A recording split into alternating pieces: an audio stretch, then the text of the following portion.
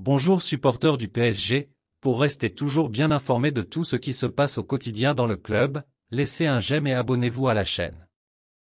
Victime d'un accident de cheval le lendemain du sacre du Paris Saint-Germain en Ligue 1, Sergio Rico voit enfin le bout du tunnel. Le portier espagnol a quitté l'hôpital.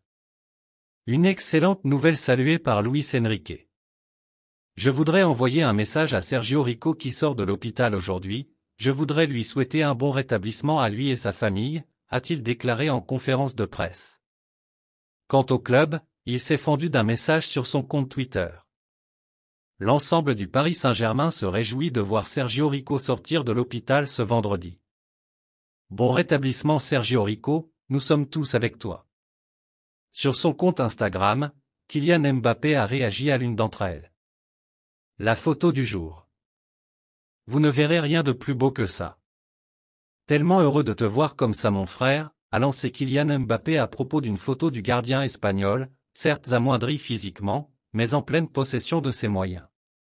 Le PSG veut récupérer Randal Kolo Muani.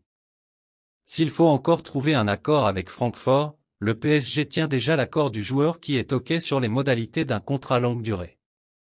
Selon nos informations, Randal Kolo Muani, qui est très intéressé à l'idée de rejoindre la capitale et qui a demandé à quitter Francfort il y a quelques jours, vient de se mettre d'accord sur les modalités d'un contrat de 5 ans avec le PSG. Du côté du PSG qui travaille sur ce dossier depuis quelques semaines, on a bien évidemment des liquidités pour finaliser un deal qui s'annonce déjà hors norme. Quoi qu'il en soit, l'arrivée probable du très polyvalent Randal Kolo Muani à Paris apporterait un vrai confort à Luis Enrique. En quête d'un remplaçant à Neymar, le PSG se serait renseigné sur le milieu offensif du RB Leipzig, Dani Olmo. La dernière piste en date mènerait au milieu offensif du RB Leipzig, Dani Olmo. En effet, d'après Sportzone, le club de la capitale aurait pris des renseignements au cours des dernières heures au sujet de l'international espagnol, passé par le centre de formation du FC Barcelone entre 2007 et 2014. Manchester City serait également intéressé par le joueur de 25 ans et ferait de lui l'une de ses priorités en cas d'échec des négociations avec West Ham pour Lucas Paqueta. Le cas Kylian Mbappé n'a cessé d'enflammer l'actualité parisienne tout au long du mercato estival.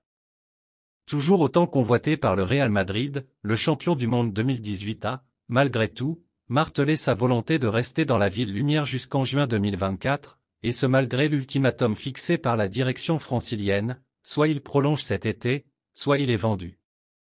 Après des semaines de conflits, ayant pour conséquence directe la mise à l'écart du Bondinois, le climat semble malgré tout s'être quelque peu réchauffé.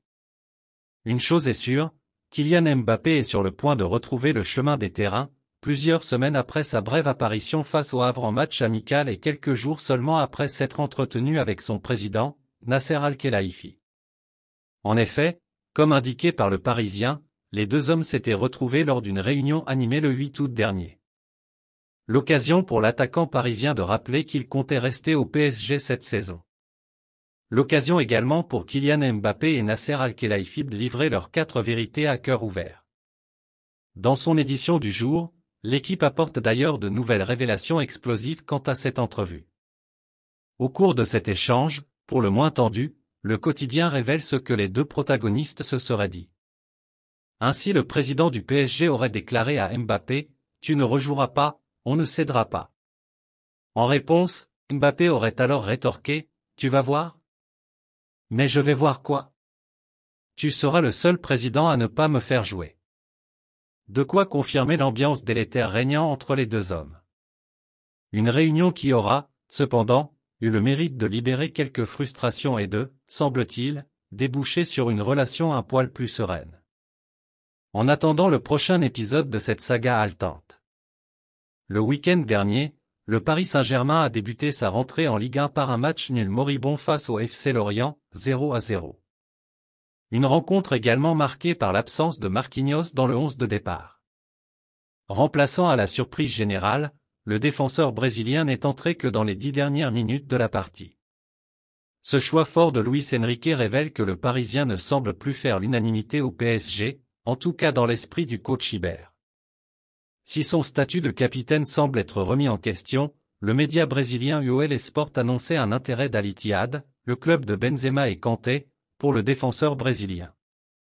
Mais ces rumeurs ont été rapidement démenties par le petit frère de Marquinhos, Luan. Pas vrai. On reste ici à 100%, a-t-il lâché sobrement sur les réseaux sociaux. Une réponse néanmoins claire et précise qui traduit l'attachement de Marquinhos et de sa famille au club de la capitale.